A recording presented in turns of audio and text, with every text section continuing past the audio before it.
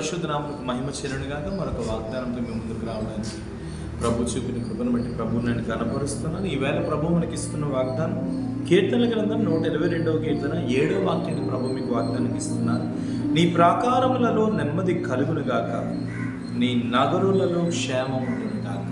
బా, ఎంత గొప్ప వాగ్దానం దేవుడి వేళ మీకు ఇస్తున్నాడు. ప్రాకారములు అంటే నీ ఇంటి చుట్టూ ఒక నెమ్మది, నీ ఇంటిలో ఒక నెమ్మది, నీ నగరులలో ఒక క్షేమం దేవునికి ఇస్తుంది. ఈ దినాల్లో చాలామంది క్షేమం లేక చాలామంది బాధపడుతున్నారు. కుటుంబంలో క్షేమం లేదు, నెమ్మది లేదు, అన్నదమ్ములకి గొడవలు, కుటుంబంలో భార్యాభర్తలకి గొడవలు, కుటుంబంలో అక్క తమ్ముడికి గొడవలు, అన్నా చెల్లికి గొడవలు అవుతున్నటువంటి భయంకరమైన దుర్దినాల్లో మనం ఉన్నాం. ఒకరి మాట అంటే ఒకరు పట్టించుకోవట్లేదు, ఒకరి మాట అంటే ఒకరికి విలువ లేదు. కానీ ఒక విషయాన్ని మీరు గుర్తుపెట్టుకోండి, ఎవరైతే తగ్గించుకుంటారో దేవుడు వారిని నిశ్చయంగా హెచ్చిస్తాడు. మన జీవితంలో ఎప్పుడు కూడా మనం తగ్గించుకొని బ్రతకాలి. మనం తగ్గించుకొని బ్రతికినప్పుడు దేవుడు మనల్ని హెచ్చిస్తాడు. మీ గృహాల్లో కూడా ఎప్పుడు కూడా మీరు సమస్యలతో కొట్టుకోకండి. ఎందుకంటే పిలిచిన దేవుడు నమ్మదగిన వాడు. ఎలాంటి సమస్య వచ్చినా సరే మోకరించి ప్రార్థన చేయడం అనేది ఒక అత్యున్నతమైన పని. మోకరించి ప్రార్థన చేయాలి. కుటుంబం అంతా కలిసి కన్నీరు కార్చాలి, కుటుంబం అంతా కలిసి రోధించాలి, కుటుంబం అంతా కలిసి వేదన పడాలి, దేవుని సన్నిధిలో ప్రార్థించాలి. అయ్యా, నా కుటుంబంలో క్షేమం దయచేయి, నా కుటుంబంలో నెమ్మదిని దయచేయి, నా కుటుంబంలో ఒక ఆదరణ దయచేయి అని కుటుంబంలో మీరు ఏం చేయాలి అని అంటే అందరూ కలిసి ఏకాత్మతో ప్రార్థన చేయాలి.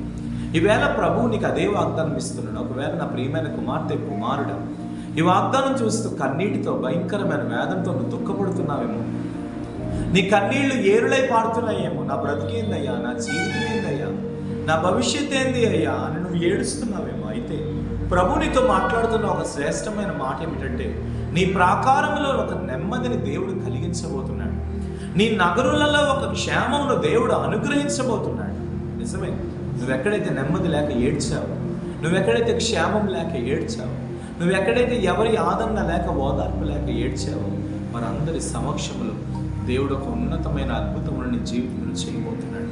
కాబట్టి నీ భర్త ఒకవేళ నిన్ను విడిచిపెట్టి వెళ్ళాడా, నీ భార్య ఒకవేళ నిన్ను విడిచిపెట్టి వెళ్ళిందా, నీ పిల్లలు ఒకవేళ నిన్ను అర్థం చేసుకోవటం లేదా, ఒకవేళ ఈ బ్రదర్ మీరు ఎవరైనా సరే ఈ యొక్క వాగ్దానం చూస్తున్నవారు, మీరు ఒకవేళ గవర్నమెంట్ జాబ్స్ ప్రిపేర్ అయితే కూడా గవర్నమెంట్ జాబ్ రాలేదని నువ్వు ఏడుస్తున్నావు నా ప్రియమైన కుమారుడా, ఇదిగో దేవుడితో మాట్లాడుతున్నాడు.